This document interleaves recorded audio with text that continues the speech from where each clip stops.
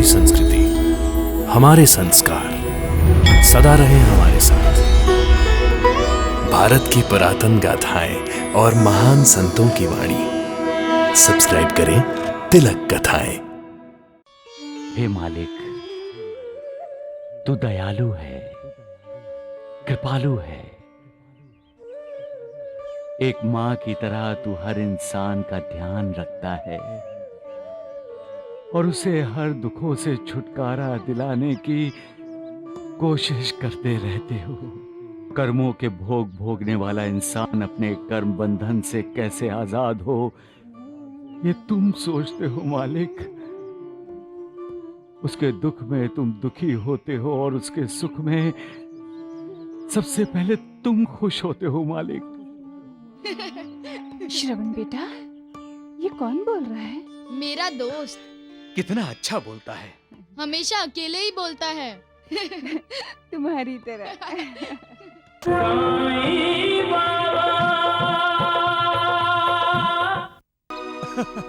वाह मालिक वाह, क्या क्या खेल है तुम्हारा। तुम मेरी ज्योतिष को शिरडी भेजा और अब तुम मेरे श्यामा को बड़ी भेज रहे हो। तुमने जो उसे साक्षात्कार करवाया है, उससे अब श्यामा का कल्याण होगा। मैं बहुत खुश हूँ मालिक, बहुत खुश हूँ। अरे श्रवण, बैठो बैठो बैठो बैठो। कैसे हो श्रवण? अच्छा हूँ, खुश हूँ। खुश किस बात से हो? तुम्हारे खुश होने से।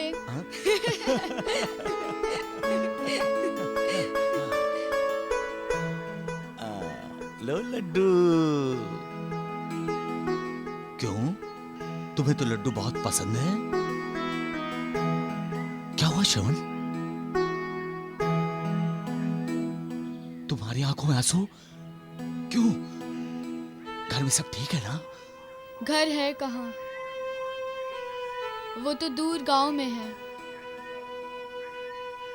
अब तो यहाँ की धर्मशाला ही हमारा घर है।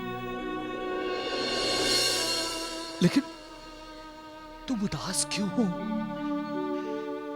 तुम्हें खाना बनाना आता है ना?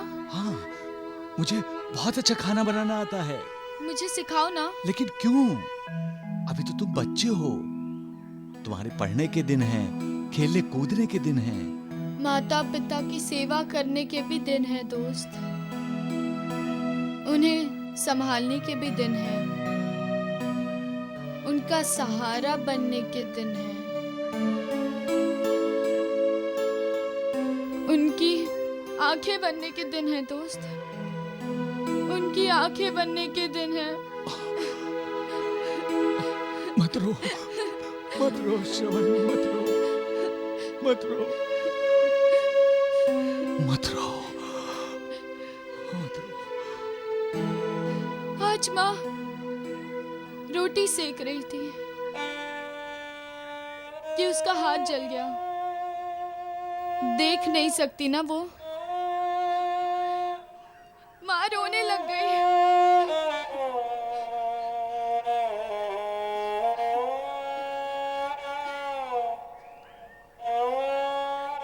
और मेरी आवाज देते ही उसने अपने आंसू पोंछ डाले। अपना दर्द भूलकर वो मेरे लिए मुस्कुराने की कोशिश कर रही थी। अपना दर्द छिपाना चाहती थी वो मुझसे। मैं इतना बड़ा हो गया हूँ, फिर भी मैं उसका दर्द दूर नहीं कर सकता, उसके आंसू नहीं पोंछ सकता, उसकी आंखों की रोशनी नहीं लौटा सकता। कैसा बेटा हूं मैं दोस्त, कैसा बेटा हूं मैं। तुम बहुत अच्छे बेटे हो श्रवण, जो तुम अपने माता पिता का इतना ख्याल रखते हो, उन्हें सुख देने की, उन्हें सुखी देखने की कोशिश करते हो। तुम हमेशा भगवान से बातें करते हो ना? फिर उसे बोलते क्यों नहीं कि वो मेरे माता पिता की दृष्टि लौटा दे?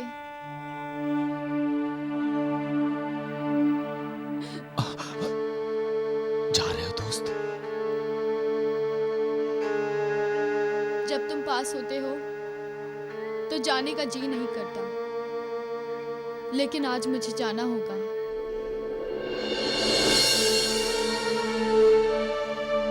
आज मैं खाना बनाऊंगा, माँ को बनाने नहीं दूंगा मैं। वो जैसा कहेगी मैं वैसा करूंगा।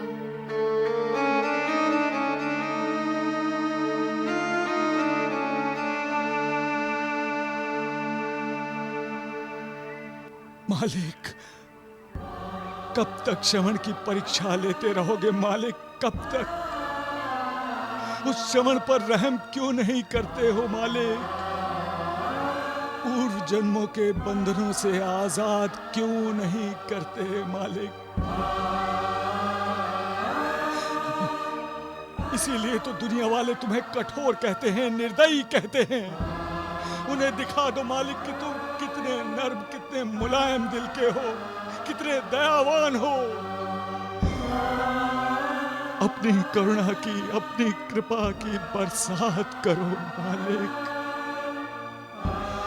और हंसी खुशी की फसल उगाओ।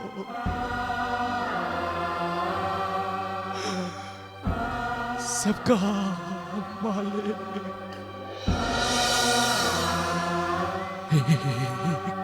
दोस्त, दोस्त, इधर आओ। क्यों? जल्दी आओ, जल्दी आओ। आता हूं।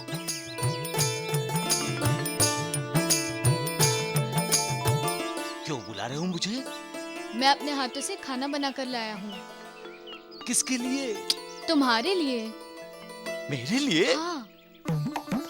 अरे तो चलो यहाँ से चलते हैं, हाँ। नहीं तो ये सब लोग खा जाएंगे। हाँ।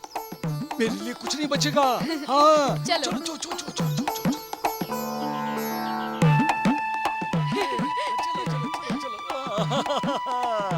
अरे वाह! अरे खाना निकालो, बहुत जोरों से भूख लगी है। अरे तुम हंसते ही रहोगे या खाना भी खिलाओगे? अरे तुम तो बच्चे जैसे कर रहे हो दोस्त। अरे बच्चा ही तो हूँ मैं। बंद डिब्बे में से खाने की इतनी अच्छी खुशबू आ रही है। खोलोगे कब? अरे जल्दी से डब्बा खोलो ना। और देखो, अब कोई आएगा तो मुझे खाना खाने को नहीं मिलेगा। हाँ, क्या क्या है इसमें? रोटी और सब्जी लाया हूँ। अरे वाह, ये तो संपूर्ण भोजन हो गया। अरे जल्दी से डब्बा खोलो ना। देखो, खाना देखकर हंसना मत। हाँ, अरे हंस तो तुम रहे हो, वो भी खाना खिलाने से पहले। देखो कितना आनंद दे रहे हैं हमारे श्रवण को। तुम्हारी माँ और पिताजी ने खाना खाया? हाँ, और माँ ने कहा कि मैं बहुत अच्छा बेटा हूँ। इसका मतलब तुमने खाना बहुत बढ़िया बनाया है। अब तुम मेरे और खाने के बीच में मत आना, बोल दिया मैंने। हाँ।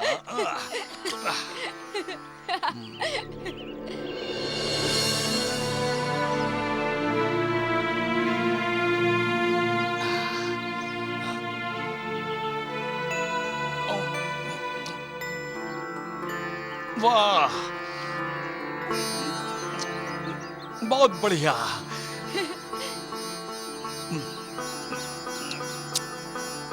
उंगली तक चाट गया मैं। लक्ष्मी, बाबा।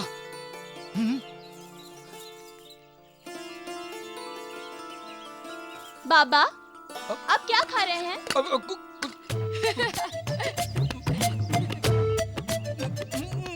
तो फिर आपके मुंह में क्या है?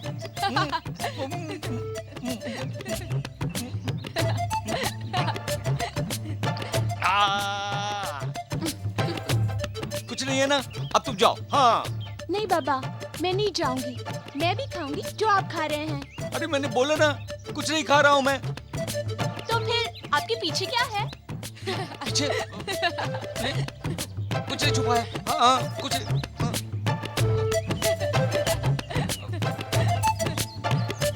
अरे ये क्या है? कहाँ?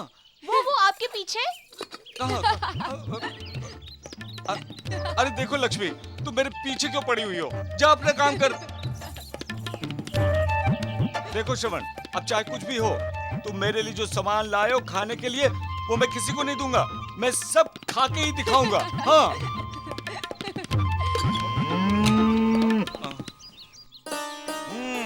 अच्छा, तुम्हें भी खबर मिल गई कि श्रवण मेरे लिए खाना बना कर लाया है, लेकिन आज तुम्हें खाना नहीं मिलेगा। जाओ जाओ, चले जाओ यहाँ से। हाँ। धन्य है साईं, साईं की लीला धन्य है। जैसे ही अधजली रोटी है, वैसे ही आत्मा का खाना भी होगा। बेचारे श्रवण को भला कोई खाना बनाना आता है, लेकिन श्रवण को खुश करने के लिए उसके खाने की कितनी तारीफ कर रहे हैं। यही तो साईं बाबा की महिमा है।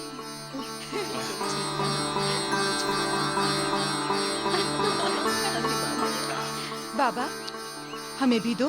हाँ हमें भी दो ना बाबा। दीजिए ना। बाबा हमें भी दीजिए ना। तुम सब एक साथ आ गए, मुझे मालूम था। लेकिन एक बात मैं बताए देता हूँ तुम सबको, इसमें से मैं तुम लोगों को कुछ नहीं दूंगा। हाँ, मैं अकेले ही खाऊंगा। तो दे दो ना दोस्त। फिर मेरा क्या होगा श्रवण? मैं तुम्हारे लिए फिर से बना दूंगा। माँ और पिताजी कहते हैं, दरवाजे पर आए हुए किसी को भी खाली हाथ नहीं लौटाना चाहिए। दरवाजा? लेकिन यहाँ दरवाजा कहाँ है श्रवण? अगर दरवाजा नहीं है तो हमें समझ लेना चाहिए कि यहाँ पर दरवाजा है। तो इन्हें भी समझ लेना चाहिए कि इन्होंने खाना खा लिया। हाँ।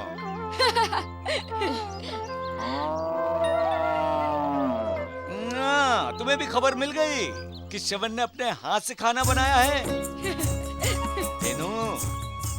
बार बार मुझे बताने की जरूरत नहीं है, तुम्हें भी श्रवण के हाथ का बना खाना चाहिए ना। हाँ। अपने हाथ से गाय माता को खाना खिला दो। लो खा लो, खाना था ना तुम्हें।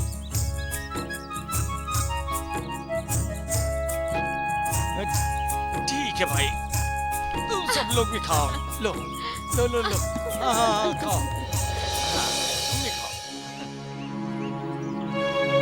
श्रवण, क्या हुआ? तुम्हारी आंखें भीगी हुई क्यों है अब? मैं जानता हूँ कि मेरा बनाया हुआ खाना अच्छा नहीं था। रोटियां जली हुई थी और सब्जी भी ठीक से पकी हुई नहीं थी। फिर भी बहुत स्वादिष्ट था, बहुत मजेदार था, क्योंकि उसमें अपने माता पिता के प्रति प्यार, आदर और सम्मान मिला हुआ था। अपने माता पिता के प्रति श्रद्धा थी, भक्ति थी उसमें। अपनी माता के कष्ट को कम करने की भावना थी, अपने माता पिता की सहायता करने की इच्छा थी उसमें। बहुत बढ़िया खाना बनाया श्रवण, बहुत बहुत बढ़िया। देखो सब कैसे तृप्त हुए। साई कथा अनंत है, साई नाम अनमोल, जन्म सफल हो जाएगा, साई साई बोल। सबका मालिक एक। हे मालिक, तू दयालु है, कृपालु है। एक माँ की तरह तू हर इंसान का ध्यान रखता है और उसे हर दुखों से छुटकारा दिलाने की कोशिश करते रहते हो। कर्मों के भोग भोगने वाला इंसान अपने कर्म बंधन से कैसे आजाद हो, ये तुम सोचते हो मालिक। उसके दुख में तुम दुखी होते हो और उसके सुख में सबसे पहले तुम खुश होते हो मालिक। श्रवण बेटा, ये कौन बोल रहा है? मेरा दोस्त। कितना अच्छा बोलता है। हमेशा अकेले ही बोलता है। तुम्हारी तरह। कांटों की राह पर चलने वाले तो अक्सर तुम्हें याद करते हैं मालिक, लेकिन जो फूलों की राह पर चलते हैं, जब वो तुम्हें याद करते हैं, कभी तुम्हें नहीं भूलते, तब तुम उन पर फूल बरसाते हो। क्योंकि वही तुम्हारे सच्चे बंदे होते हैं मालिक। बिल्कुल सच बोलता है ये। हाँ ऐसे ही अकेला कभी बैठे बैठे तो कभी चलते चलते आसमान की तरफ देखकर बातें करता है। कहता है मैं भगवान से बातें कर रहा हूँ। मतलब तुम्हारा ये दोस्त भी तुम्हारी तरफ पागल है। बड़ा पागल है। चल चल चल।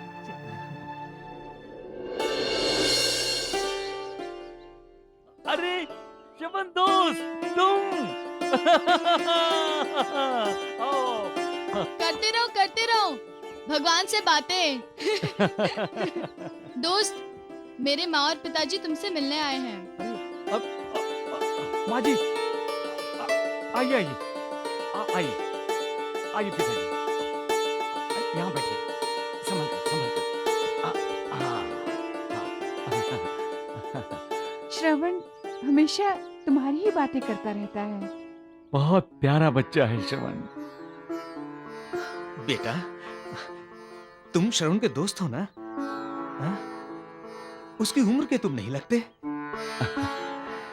दोस्ती के लिए उम्र की नहीं, दिल की जरूरत होती है, दिल की। श्रवण कह रहा था कि तुम भिक्षा मांगकर अपना गुजारा करते हो। ये लो बेटा, मैं तुम्हारे लिए कुछ लाई हूँ। क्या है माँ जी? मैं तुम्हारे लिए खाना बनाकर लाई हूँ।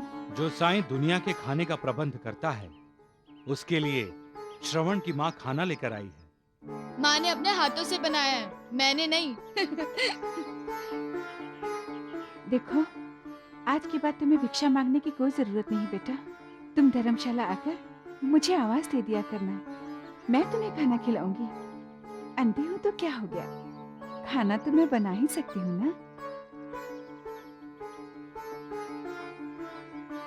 उस दिन श्रवण का बनाया हुआ आधा कच्चा आधा पक्का और जला हुआ खाना भी आपने बड़े प्यार से खाया था। ये बात तो हमको श्रवण ने ही बताई थी। खा लो बेटा, खा लो, हमारे सामने बैठकर खाओ।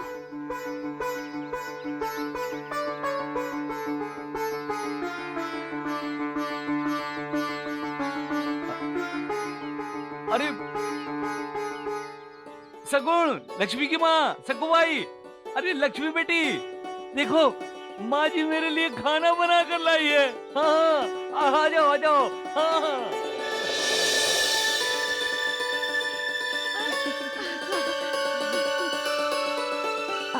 अरे बेटा, उन सबको मत बुलाओ, इतना खाना बनाकर मैं नहीं लाई हूँ। माँ जी, खाना कम है, लेकिन इस खाने में प्यार और ममता इतनी भरी हुई है कि पूरी सीढ़ी के लिए काफी है।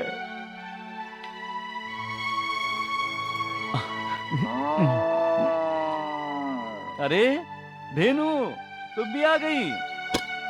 खाना कम है, माँ जी मेरे लिए खाना लाई हैं, ज्यादा नहीं दूंगा खाना मैं। हाँ, बोल देता हूँ। साई कथा अनंत है, साई नाम अनमोल, जन्म सफल हो जाएगा, साई साई बोल। साई राम साई श्याम, दुख भंजन तेरु नाम। बेटा, तुम बड़े हो, हमारे श्रवण का ख्याल रखना।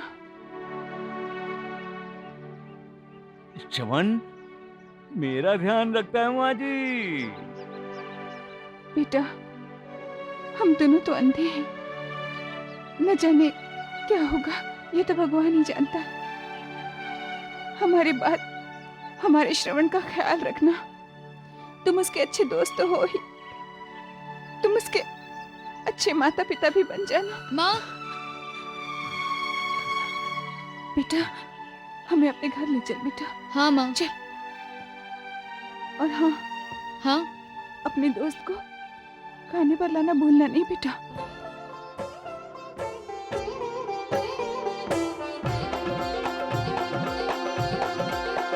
साईं राम साईं श्याम दुख भंजन तेरु नाम। साईं राम साईं श्याम दुख भंजन तेरो नाम। हे साईं नाथ तेरे आने से, हे साईं नाथ तेरे आने से हुआ धन्य ये धरती धाम धाम। साईं राम साईं श्याम दुख भंजन तेरु नाम।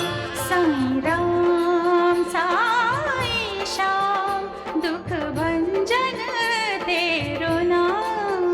सुख धाम धन धाम साईं राम साईं श्याम गुण धाम यश धाम। साईं राम साईं श्याम ओ भक्त वत्सल दीन बंधु बाबा तुझे प्रणाम। साईं बाबा तुझे प्रणाम।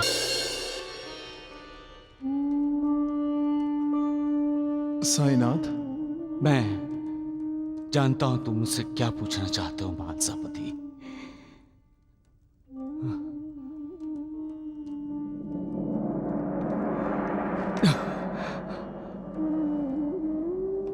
मैं पहले भी कई बार बता चुका हूं कि मैं किसी के प्रारब्ध में हस्तक्षेप नहीं कर सकता महासापति। मैं श्रवण के माता पिता की आंखों की रोशनी लौटा सकता था,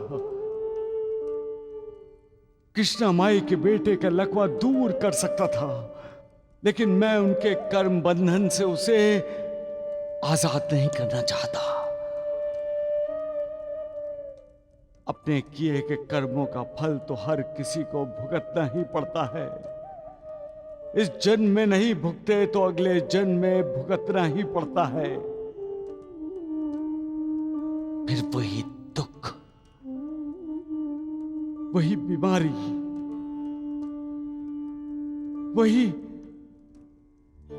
अशांति। मुझे मालिक ने सबको करुणा देने के लिए भेजा है। मैं भी चाहता हूं कि हर किसी का दुख दूर हो, हर कोई पीड़ा से मुक्त हो। क्या मैं ये कर नहीं सकता? कर सकता हूं महासापति,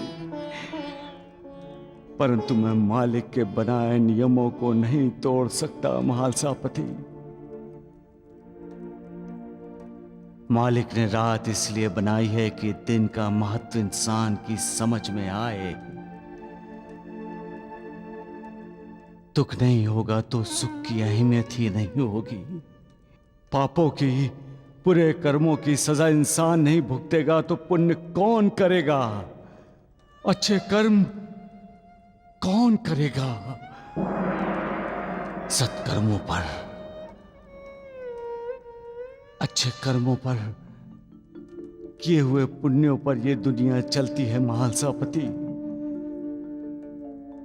अब तुम ही बताओ महासापति कि लोग पाप और पुण्य के फर्क को नहीं जानते? जानते हैं साईनाथ। फिर भी किसी एक पल के लिए अपने बेकाबू मन के अधीन होकर पाप कर बैठते हैं। उस पाप का आनंद क्षण भर के लिए होता है, लेकिन उसकी सजा उन्हें जिंदगी भर भुगतनी पड़ती है। और कभी कभी तो अगले जन्म में भी महासापति बुरे कर्म और पाप ही इस दुनिया की तरक्की को रोक लगाते हैं। साईनाथ, क्या इसका कोई उपाय नहीं है? एक ही उपाय है महासापति, संयम। अपने मन को काबू में रखना। इसलिए तो मैं कहता हूं,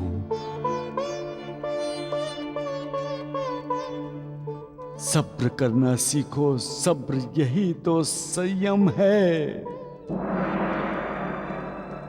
लोग इस मनुष्य जन्म के महत्व को नहीं समझते। पिछले जन्म में किए हुए शुभ कार्यों की वजह से ही ये मनुष्य जन्म मिलता है। इस मनुष्य जन्म की वजह से ही इंसान को मोक्ष मिलता है, मुक्ति मिलती है, किसी और जन्म से नहीं।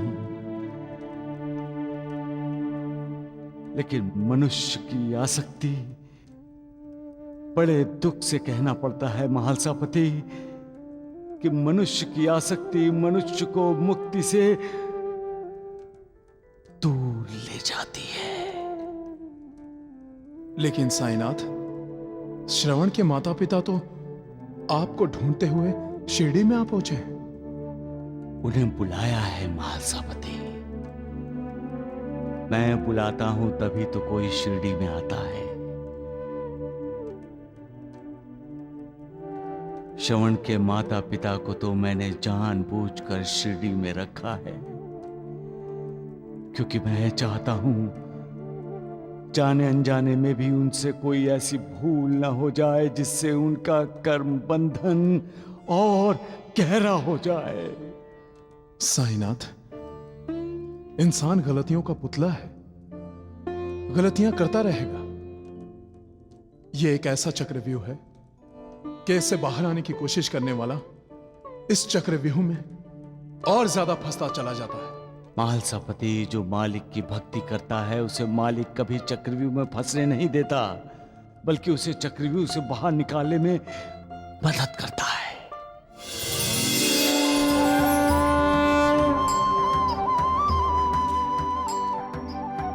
श्रद्धा और भक्ति से जो मेरी आराधना करेंगे, उपासना करेंगे, सब्र करेंगे, उनका मैं कल्याण करूंगा। केवल साईं साईं जाप करने वालों का भी मैं उद्धार करूंगा। मेरी पूजा, आराधना, उपासना के लिए कोई साधन, सामग्री या अष्टांग भोग की जरूरत नहीं है। मैं भक्ति और सिर्फ भक्ति में ही निवास करता हूं और अपने भक्तों का उद्धार करता हूं। मुझ पर विश्वास रखोगे तो इस देह को त्यागने के बाद भी मेरी अस्थियां आशा और विश्वास का संचार करती रहेंगी। मेरी समाधि भी वार्तालाप करेगी। मेरे चले जाने के बाद निराश न होना, मुझे निरंतर स्मरण करते रहना और सदा मुझ पर विश्वास रखना। तुम्हारा कल्याण होगा।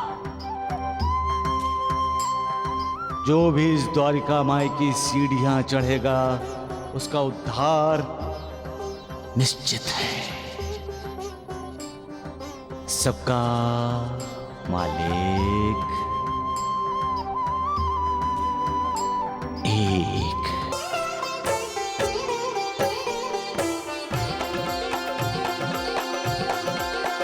साईं राम साईं श्याम दुख भंजन तेरु नाम। साईं राम श्याम दे। साईं श्याम ओ माई, दुख एक श्याम भंजन दे। तेरु नाम। हे श्यामा। साईनाथ तेरे आने से हे साईनाथ तेरे आने से हुआ धन्य। अरे श्रवण दोस्त। क्यों? तुम भिक्षा क्यों मांग रहे थे? कौन? हाँ?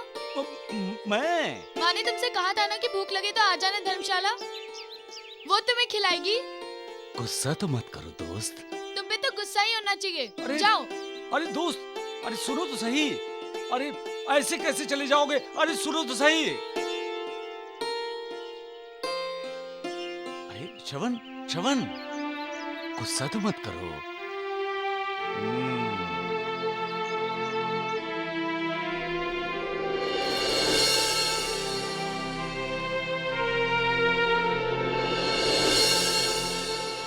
साईं बाबा का श्रवण के साथ अनोखा रिश्ता बन गया है। ये तो भक्त और भगवान का रिश्ता है।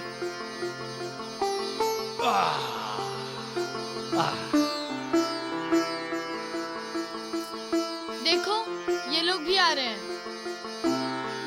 पागल हैं। ये सभी तुम्हें पागल समझते हैं, जो मुझे अच्छा नहीं लगता। तुम कहो तो डांट दूं? डांटोगे उन्हें? अरे तुम कहो तो डांटूं? तब तो वो जरूर कहेंगे कि तुम्हें पागलपन का दौरा पड़ता है। देखो हमारे पास ही आने लगे हैं वो लोग। चल चलो। क्यों आ रहे हैं ये लोग? लगता है तुम्हारी हंसी ठट्टा करने। अरे ये तो अच्छी बात है। हंसना अच्छी बात है श्रवण। इंसान को हमेशा हंसते रहना चाहिए।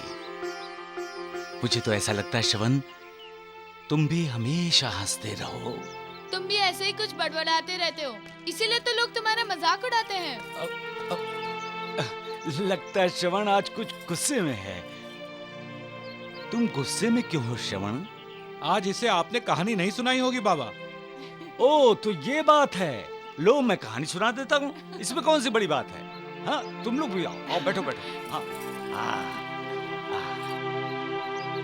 एक समय की बात है। एक चित्रकार था। वो कृष्ण का चित्र बनाना चाहता था। उसने अपनी कल्पना के अनुसार बहुत सारे चित्र बनाए, पर कोई भी चित्र उसको पसंद नहीं आया। वो बहुत परेशान रहने लगा। तभी एक दिन उसे तुम जैसा निष्पाप लड़का मिला। उसको लगा यही उसकी कल्पना है, यही वो चेहरा देखता रहा है। उसने उस लड़के को सामने बिठाकर चित्र बनाया। चारों दिशाओं में उसकी खूब तारीफ हुई। किसी को उस चित्र में कृष्ण कन्हैया के निष्पाप भाव पसंद आए, किसी को उसकी मोहक मुस्कान, और किसी को उसकी बोलती आंखें। कई साल बीत गए। अब वो प्रसिद्ध और मशहूर चित्रकार बन गया था। अब वो कुछ नया काम करना चाहता था, नया चित्र बनाना चाहता था। वो एक खूंखार कंस का चित्र बनाना चाहता था। पहले की तरह उसने अपनी कल्पना के अनुसार कई कंस के चित्र बनाए, फिर उसे पसंद नहीं आया। तभी एक दिन एक भयंकर कैदी को उसने पुलिस के साथ देखा। उसे लगा कि यही तो वो कंस है। तो उसने पुलिस से पूछकर उस कैदी को सामने रखकर कंस का एक चित्र बनाया। चित्र देखकर वो बहुत खुश हुआ। जैसा चित्र वो चाहता था ठीक वैसा ही चित्र उसने बनाया। वही खूंखार भाव कंस के अंदर थे, उस चित्र के अंदर थे। खुश होकर उसने कुछ पैसे कैदी को देने चाहे, लेकिन कैदी ने पैसे लेने से इनकार कर दिया और उससे कहा, तुम्हें याद है कि बहुत साल पहले तुम एक बच्चे को सामने रखकर कृष्ण कन्हैया का चित्र बनाया था? चित्रकार को बहुत आश्चर्य हुआ कि उस कैदी को उस समय की बात कैसे याद है। उसका अहंकार जाग उठा, क्योंकि उसका चित्र तो देश विदेश में प्रसिद्ध हो चुका था। तभी कैदी ने उससे कहा कि वो बालक मैं ही था। मतलब बाबा, एक ही इंसान के दो रूप, और वो भी एकदम भिन्न। बात समझ में आई श्रवण? कृष्ण और कंस दोनों इंसान में होते हैं। एक अच्छाई और दूसरी है बुराई। जब बुराई अच्छाई को मात देती है तो कंस पैदा होता है, और जब अच्छाई बुराई को मात देती है तो कृष्ण पैदा होता है।